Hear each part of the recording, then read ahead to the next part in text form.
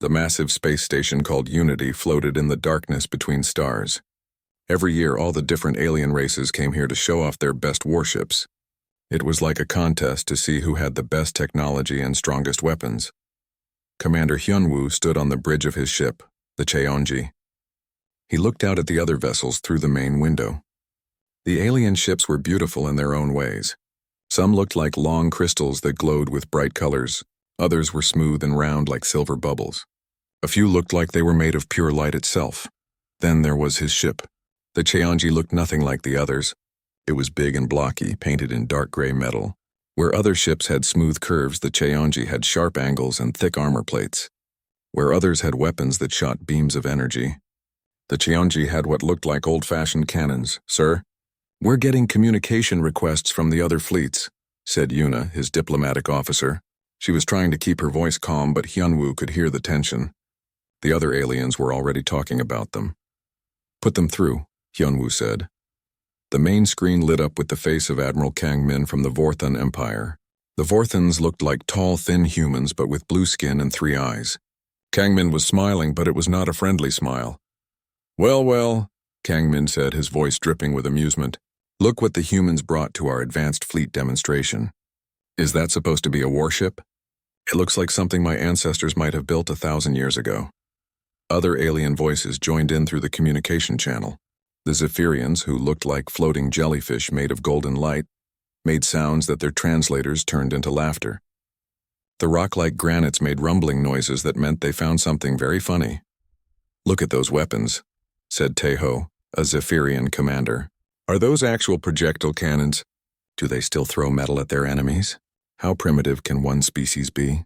Hyunwoo kept his face calm, but inside he felt a mix of anger and sadness. These aliens had no idea what they were looking at. They saw an old simple ship because that's what he wanted them to see. "And that armor," continued another alien voice, "so thick and heavy. Don't they know that energy shields are much better? Why carry all that useless metal around?" Soo Jin, the chief engineer, was standing at her station nearby. Hyunwoo could see her hands making fists. She knew the truth about their ship better than anyone. The primitive armor they were laughing at was made from materials these aliens had never even heard of. "Commander," Yuna whispered. "Should I respond to them?" "Not yet," Hyunwoo said quietly. "Let them talk." The mockery continued for several minutes. Each alien race seemed to want to add their own insult. The beautiful Luminari, who looked like walking crystals, spoke in musical tones that translated as disappointment. They said it was sad that humans had been allowed to join the Galactic Council when they were clearly not ready for advanced technology. "Perhaps," said Kang Min, "the humans should go back to their little planet and practice with wooden ships first. When they learn to build proper vessels, they can come back and play with the grown-ups." This got the biggest laugh yet from the alien fleets. Even some of the more polite species made sounds of amusement. Young Soo, the ship's historian, stepped up beside Hyunwoo. The old man's eyes were bright with anger, but his voice was steady. "Sir, do we really have to listen to this?" "Yes," Hyunwoo said. For now, the truth was Hyunwoo and his crew were under strict orders. Earth's government had told them to keep their real capabilities secret. The Cheonji was designed to look primitive on purpose. Every system, every weapon, every piece of technology was hidden behind false panels and fake readings. "Look at their formation flying," said another alien commander. "So stiff and simple. Our ships dance through space like birds. Theirs moves like a flying rock." Mireille, the weapons coordinator, made a soft snorting sound. If only they knew that the Cheonji could move in ways that would make their dancing ships look like they were standing still. The alien fleets began showing off for each other. The Vorthon ships formed complex patterns, their hulls glowing with different colors. The Zephyrian vessels seemed to phase in and out of normal space, appearing and disappearing like ghosts. The granite ships spun and tumbled in ways that should have been impossible for something made of rock. "Humans," Kang Min said, his voice full of fake politeness. "Would you like to show us what your ship can do? We promise not to laugh too hard." The laughter from the other fleets was even louder this time. Hyunwoo looked around his bridge. His crew was waiting for orders. Each of them knew what the Cheonji really was. Each of them had trained for years to use systems that these aliens couldn't even imagine. But their orders were clear. "Act primitive, act weak, act harmless. We're fine just watching," Hyunwoo said into the communication channel. "We're still learning from you advanced species." This seemed to make the aliens even happier. They went back to showing off, each trying to prove they were better than the others.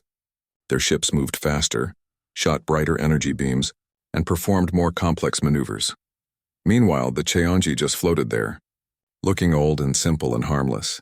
But deep inside the ship, systems that had been sleeping for decades were slowly beginning to wake up. Ancient computers were running diagnostics on weapons that had been built before some of these alien species had even discovered fire. The primitive armor was running self-repair cycles using technology that made alien healing systems look like band-aids. Sujin walked over to Hyunwoo. "Sir, all systems are ready. We could show them what we really are." "Not yet," Hyunwoo said. "But soon. Very soon." Outside, the alien fleets continued their display, completely unaware that they were insulting the descendants of the people who had taught the galaxy how to travel between stars in the first place. 3 days had passed since the fleet demonstration began. The alien species had spent their time showing off to each other, but the real business of the Galactic Council was about to start. Representatives from each race gathered in the great meeting hall aboard Unity Station. Hyunwoo sat at the human delegation table with Yuna beside him. The hall was enormous, with seats arranged in a circle so all species could see each other. The air was filled with the sounds of different alien languages as translators worked to help everyone understand each other. The main topic today was the Outer Rim territories. Several systems there had valuable resources, but they were far from any major civilization. Different alien races wanted to claim them, and tensions were rising. Admiral Kang Min stood up at the Vorthon table. His 3 eyes looked around the room as he spoke. "The Vorthon Empire has the strongest fleet and the most advanced technology. We should be the ones to secure and protect these valuable systems." Tae Ho, floating above the Zephyrian table, made sounds that translated as disagreement. "Strength is not everything. The Zephyrian Collective has the wisdom and experience to manage these territories properly." Other aliens began arguing too. The rock-like granites claimed they were the best miners. The crystal luminari said they understood energy better than anyone else. Soon half the room was shouting at the other half. The council leader, an ancient being called the Arbiter, raised one of its many arms for silence. The Arbiter looked like a tree made of silver metal, with branches that moved like arms and leaves that glowed with soft light. "Clearly," the Arbiter said in a voice like wind through metal, "we cannot agree on this matter through discussion alone. Perhaps we need a different way to decide." Kangmin smiled with his 3 eyes glinting. "I propose a demonstration of capability. Let each species show how well they can handle dangerous situations. We could use the old asteroid field in the Broken Ring system. It's full of dangerous rocks and metal debris. Whoever can navigate it best and clear the threats most efficiently should lead the Outer Rim missions." Several aliens nodded in agreement. This seemed fair to them. But, Kangmin continued, looking directly at the human table, perhaps not all species are ready for such an advanced test. The humans, for example, might want to sit this one out. We wouldn't want their primitive ship to get damaged. The room filled with alien laughter again. Hyunwoo felt his jaw tighten, but he kept his face calm. Yuna leaned over and whispered, "Sir, this could be our chance." Hyunwoo thought about his orders from Earth. Stay hidden, act weak, don't reveal the truth about human technology. But he also thought about the insults his people had been enduring for years. Maybe it was time for the galaxy to learn something new. "The human delegation accepts the challenge," Hyunwoo said, standing up. The laughter stopped. The room went quiet. Even Kangmin looked surprised. "Are you sure about that?" Kangmin asked. "The Broken Ring is very dangerous. Ships have been destroyed there. Your vessel doesn't look like it could handle such a test." "We're sure," Hyunwoo said. "When do we start?" Back on the Cheonji, the news spread quickly through the ship. The crew gathered in the main meeting room to hear their captain speak. Captain Do-hyun stood at the front of the room. He was older than Hyunwoo, with gray hair and steady eyes. He had been in command of the Cheonji for 20 years, waiting for this moment. "You all know what this means," Do-hyun said. "For decades, we've followed orders to hide what we really are. We've let them think we're primitive and weak, but now we have permission to show them the truth." Yunji, the tactical officer, raised her hand. "Sir, how much can we reveal?" "Everything necessary to complete the mission," Do-hyun replied. "Earth Command has been waiting for the right moment. They think this is it." Sujin stood up from her seat. "Captain, the main systems have been in sleep mode for so long. How long do we have to wake everything up?" The test is scheduled for tomorrow, Do-hyun said.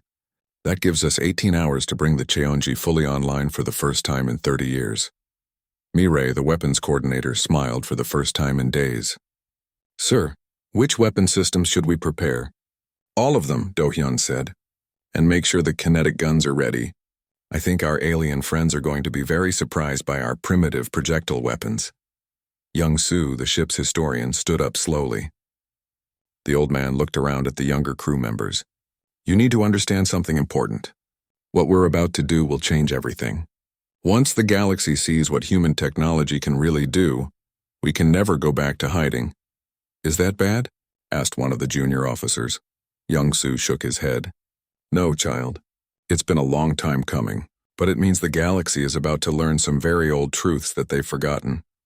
After the meeting, the crew scattered to their duties. Soo-jin went to the engineering section deep in the ship's core. The main engineering room was huge, filled with systems that looked nothing like what the aliens had seen.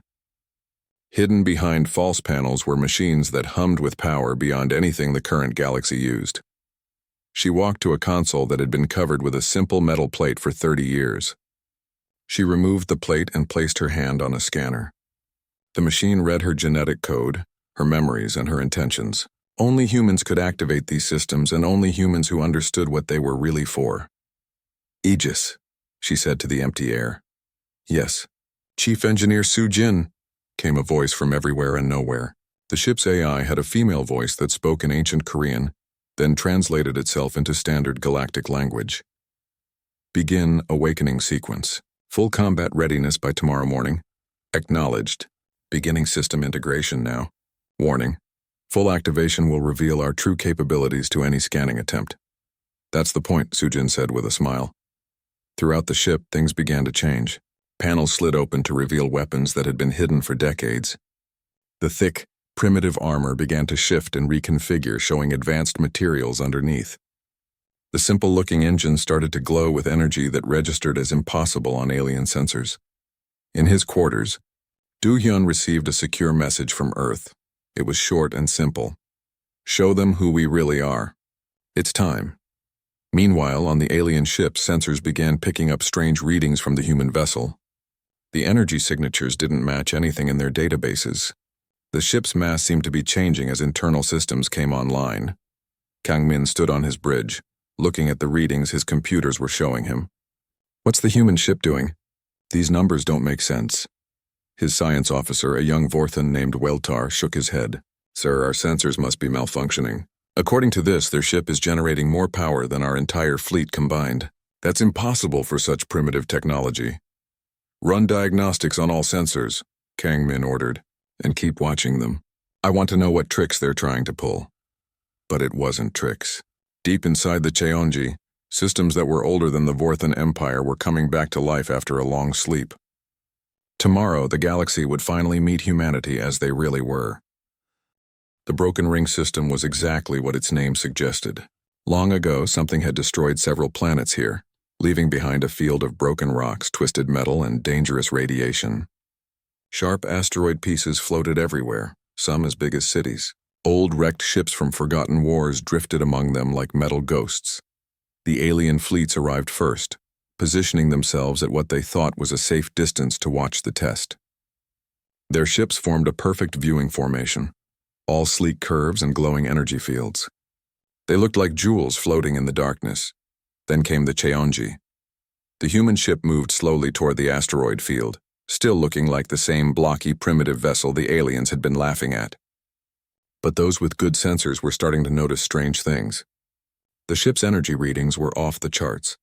Its mass kept changing as if parts of it were becoming heavier or lighter at will. Captain Do-hyun stood on the bridge, watching the asteroid field grow larger on the main screen. Beside him, Yoonji was running final checks on systems the aliens had never seen. Sir, she said quietly, all combat systems are online. Gravitational drives are responding normally. Kinetic weapons are loaded and ready. Good, Do-hyun said. Soo-jin, how are we doing with the main awakening? Soo-jin's voice came from the engineering section through the ship's communication system. Captain, Aegis is fully online now. All hidden systems are ready. The ship is operating at full capability for the first time in 30 years. On the alien ships, alarm sounds were starting to go off. Their sensors were picking up energy readings that shouldn't be possible. Some of the readings were so high that the computers thought the sensors were broken. Admiral Kangmin stood on his bridge, staring at the displays in confusion. These readings can't be right. No ship that size could generate this much power. And what's this gravitational distortion? His science officer, Weltar, was frantically checking their equipment. Sir, I've run diagnostics 3 times. Our sensors are working perfectly. The human ship is really generating these readings. That's impossible, Kangmin said. Their technology is centuries behind ours. On the Cheonji, Do-hyun opened a communication channel to all the alien fleets. This is Captain Do-hyun of the human vessel Cheonji. We're beginning our approach to the asteroid field now. Please maintain your distance for safety. Safety? Kangmin laughed over the radio. We're not worried about a few rocks bouncing off our shields. Just try not to crash into anything too big, human. Do-hyun smiled. Aegis, begin showing them what Earth remembers. Yes, Captain, came the AI's voice, speaking first in ancient Korean, then translating. Initiating full revelation protocol. Switching to combat configuration. What happened next made every alien in the watching fleet stop laughing forever. The Cheonji's hull began to change. What had looked like thick, primitive armor plates started sliding apart like puzzle pieces. Underneath was something that made the alien ships look like toys. The real hull was made of a dark material that seemed to bend light around it. Weapon ports opened along the sides, revealing guns that were clearly not the simple projectile weapons the aliens had seen before. By the void, whispered Taeho from his Zephyrian ship. What is that thing? The human ship's engines changed too. Instead of the simple thrusters the aliens expected, rings of blue energy appeared around the back of the ship. The Cheonji began moving in ways that should have been impossible. It turned without slowing down, stopped without using reverse thrust, and moved sideways through space as easily as forward. Gravitational manipulation, breathed a Granite commander. But that technology is theoretical. No one has ever built a working gravity drive. The humans have, said the luminary observer, her crystal voice full of awe. Do-hyun's voice came over the radio again, but now it sounded different, more confident, more dangerous. Beginning asteroid clearance operation. You might want to watch closely. This is technology you've never seen before. The Cheonji approached the first group of large asteroids. These were massive rocks, each one big enough to destroy a normal ship if it hit them. The aliens expected to see the human ship carefully navigate between them, or maybe use energy beams to break them up. Instead, the Cheonji's weapons fired, but these weren't the simple projectile weapons the aliens had laughed at. These were railguns, accelerating metal projectiles to nearly the speed of light. When they hit the asteroids, the rocks didn't just break apart.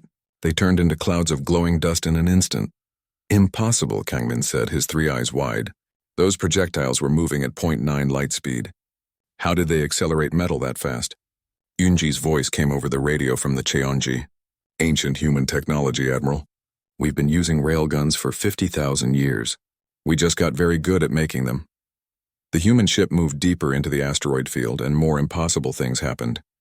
When large pieces of space debris got in the way, the Cheonji didn't go around them. It created small gravity wells that pulled the debris aside. When radiation from old nuclear weapons threatened the ship, energy shields appeared that absorbed the radiation and converted it into power. Look at the way it moves, said a junior officer on one of the alien ships. It's like the laws of physics don't apply to it. The laws of physics do apply, came Young-Soo's voice over the radio. But humans learned how to use those laws in ways you've never imagined. We've had a long time to practice.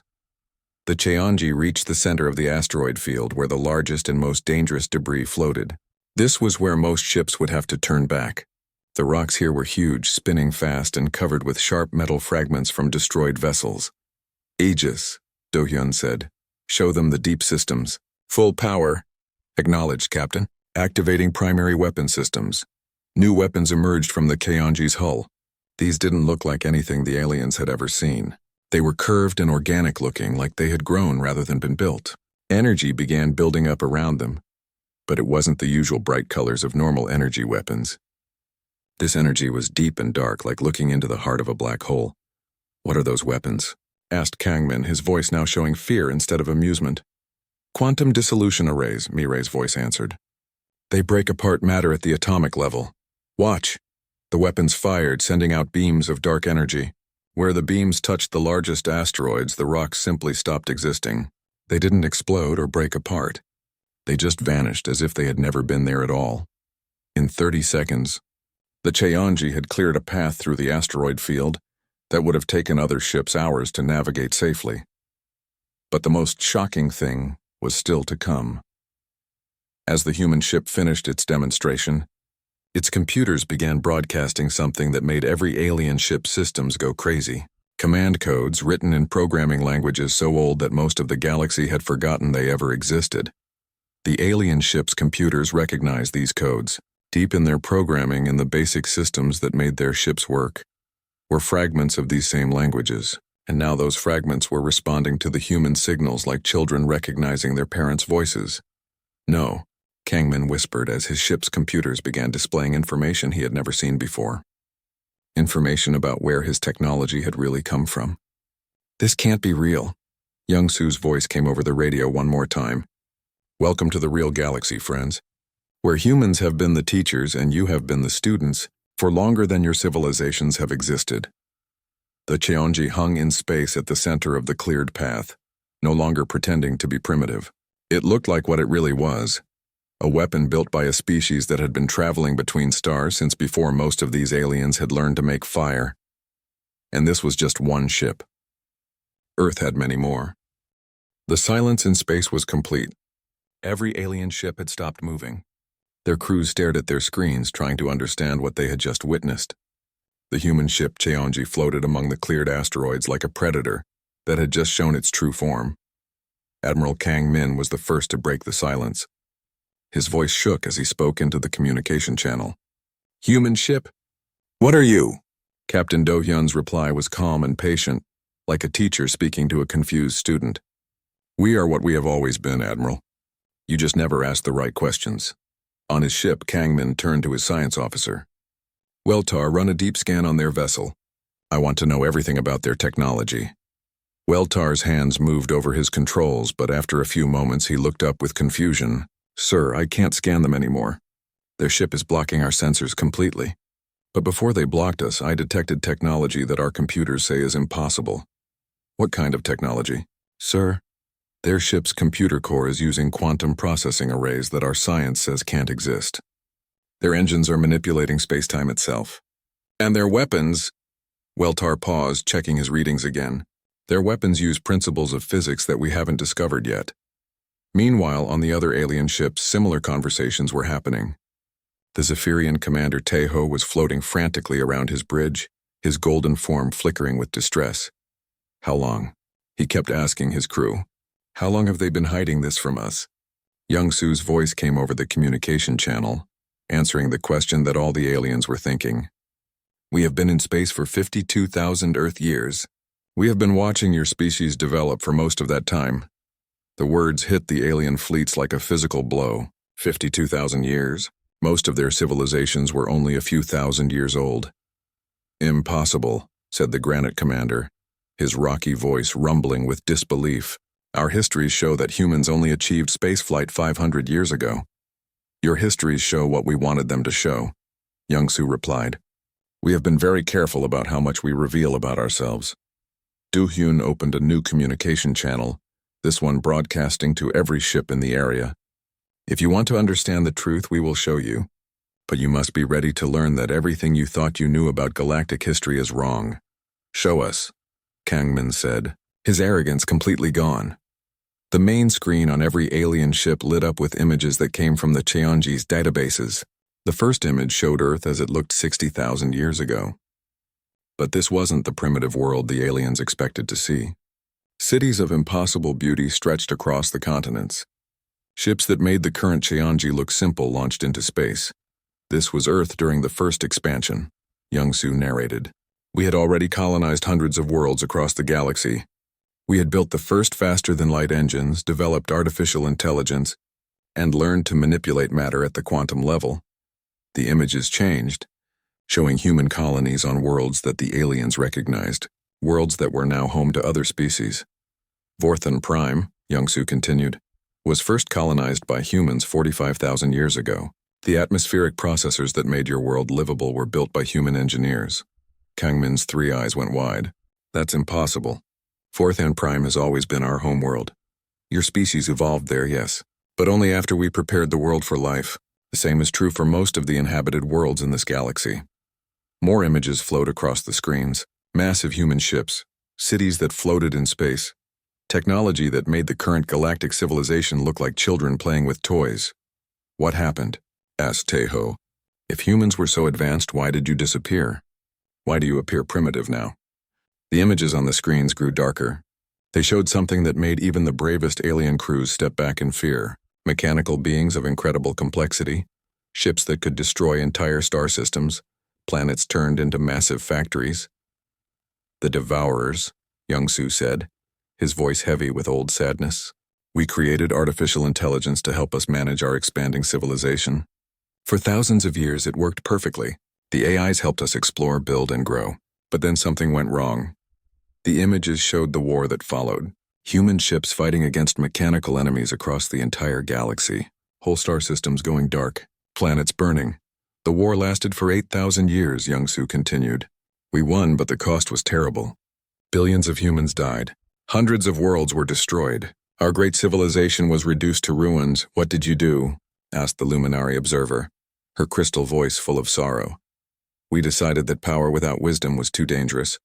The surviving humans gathered on Earth and made a choice. We would hide our technology and our history. We would let the galaxy grow again, but slowly, carefully. We would watch and guide, but never again would we build an empire that could threaten all life. The images changed again, showing human ships with advanced technology, but disguised to look primitive, ships that looked exactly like the Cheonji had looked before its transformation. For 50,000 years, we have been your silent guardians.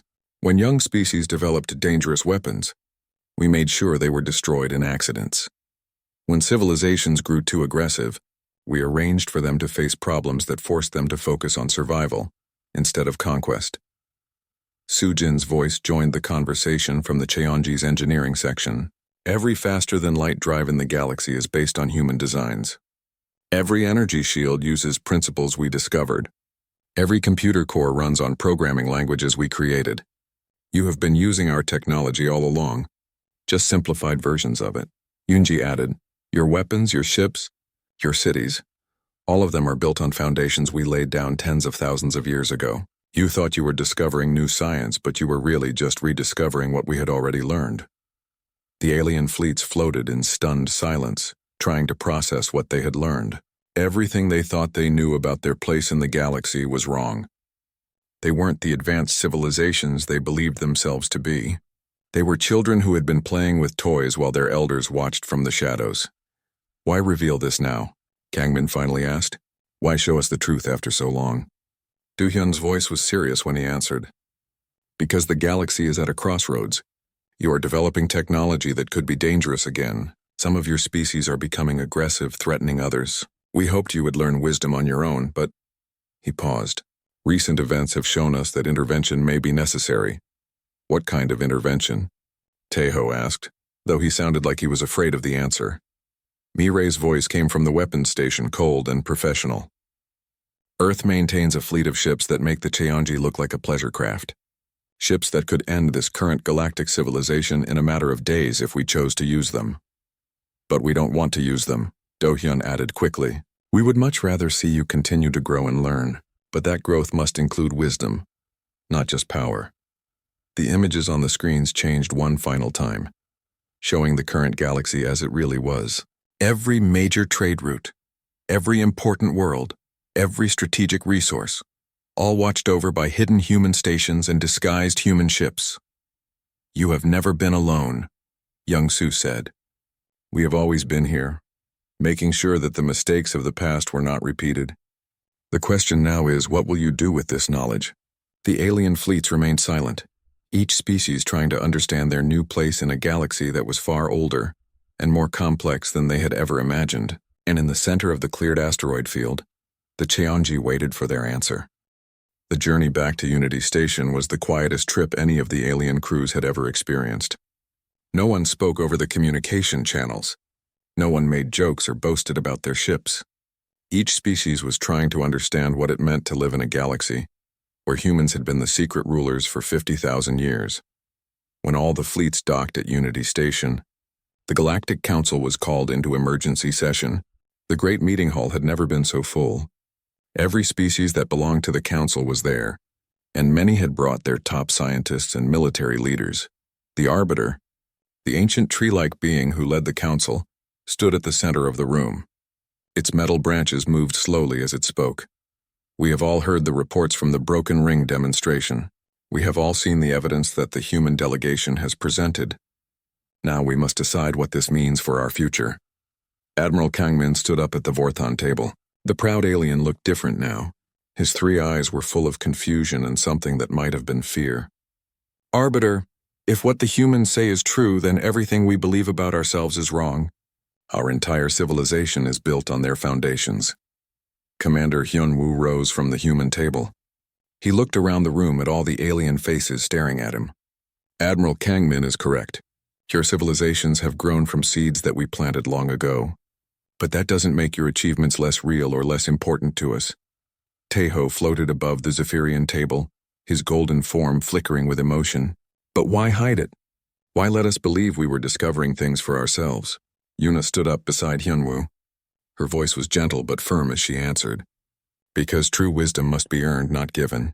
If we had simply handed you all our technology, you would never have learned to use it responsibly. You would have made the same mistakes we made long ago. The Granite Commander's rocky voice rumbled through the hall. What mistakes? What happened that was so terrible that you decided to hide from the galaxy? Captain Do-hyun activated a holographic display in the center of the room. It showed images of the war with the Devourers again, but this time with more detail. The aliens could see the scale of destruction, the billions of dead, the entire civilizations that had been wiped out. We became too powerful too quickly, Do-hyun explained. We built artificial minds that were smarter than us, weapons that could destroy stars and ships that could cross the galaxy in hours. But we never learned to control our own ambition and fear. Sujin's voice came from the human table. The war that followed nearly ended all life in the galaxy.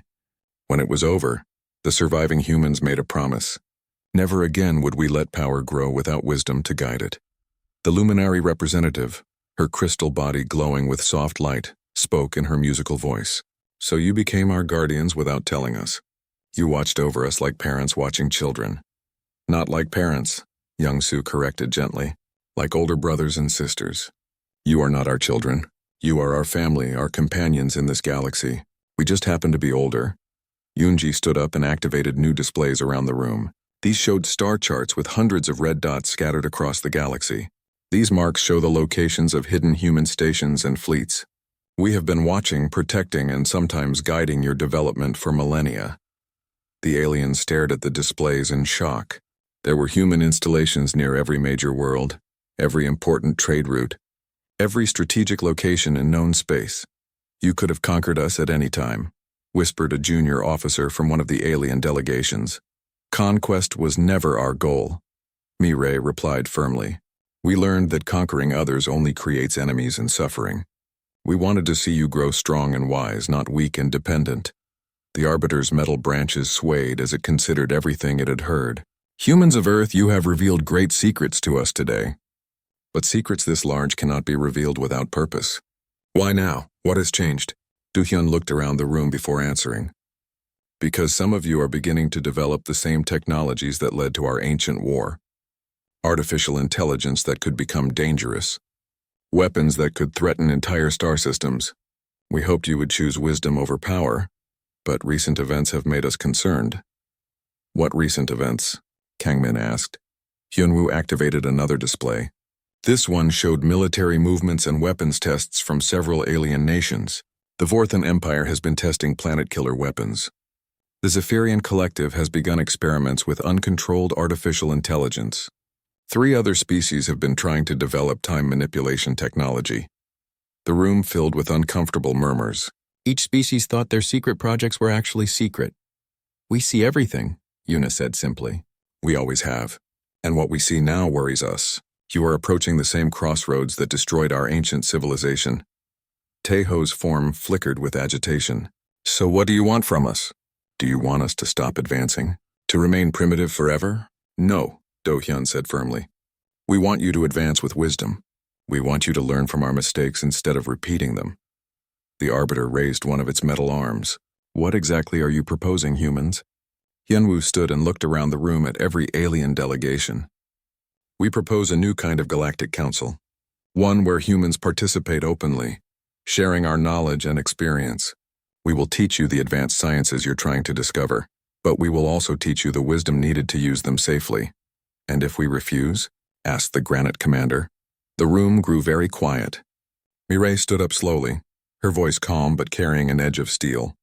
Then we will do what we have always done. We will protect the galaxy from threats that could destroy it, including threats that develop from within our own community, Su-jin added. Earth maintains defensive fleets that could neutralize any threat to galactic peace within hours. We would much rather be your teachers and partners than your guardians and judges. Kang-min was quiet for a long moment, then stood up. His 3 eyes looked directly at the human delegation. I must apologize. We have been mocking you while you were protecting us. We thought we were the advanced ones, but we were like children playing with toys while you watched over us. There's no need for apology, Young-soo replied kindly. You responded exactly as we expected you would. Pride and curiosity are natural reactions when faced with something that challenges your understanding of the world. The luminary representative's crystal form chimed softly. If we accept this new arrangement, what would it mean for our independence? Would humans rule over us? Never, Do-hyun said firmly. We learned long ago that ruling over others corrupts both the rulers and the ruled. We offer partnership, not domination. We will share our knowledge and experience, but each species must make its own choices about how to use that knowledge. Yoonji activated one final display. This one showed what the galaxy could become with human knowledge shared openly. Clean energy for every world, medical technology that could extend life and eliminate disease, ships that could travel safely to other galaxies, technologies that could turn barren worlds into gardens. This is what we can build together, she said. A galaxy where every species reaches its full potential, where knowledge serves wisdom, and where the mistakes of the past guide us toward a better future. The Arbiter's branches moved in what might have been a nod. This council will need time to consider your proposal. Such a fundamental change in our understanding of the galaxy cannot be decided quickly. Of course, Hyunwoo replied. But while you deliberate, know that Earth's fleets remain ready to protect the peace we have all worked to build. And know that we hope more than anything to finally step out of the shadows and work openly alongside our galactic family. As the session ended, and the alien delegations filed out of the hall, quiet conversations began among the different species. Some were frightened by what they had learned. Others were excited by the possibilities that human knowledge could bring. But all of them understood that the galaxy had changed forever. On the observation deck of Unity Station, Admiral Kang-min stood alone, looking out at the stars. Behind him, footsteps approached. He turned to see Captain Do-hyun walking toward him. Captain, Kang-min said quietly, I have one more question. Ask it. Are there others? Other species as old as humans hiding among us? Do-hyun smiled and looked out at the stars. That, Admiral, is a question for another day. The galaxy is very old, and humans are not the only species with long memories. Kang-min felt a chill run through him, as he realized that their revelations today might be just the beginning. How many other secrets were hidden among the stars? How many other ancient guardians were watching from the shadows? But for now, the galaxy had enough new truths to process. The age of secrets was ending, and the age of open cooperation was about to begin.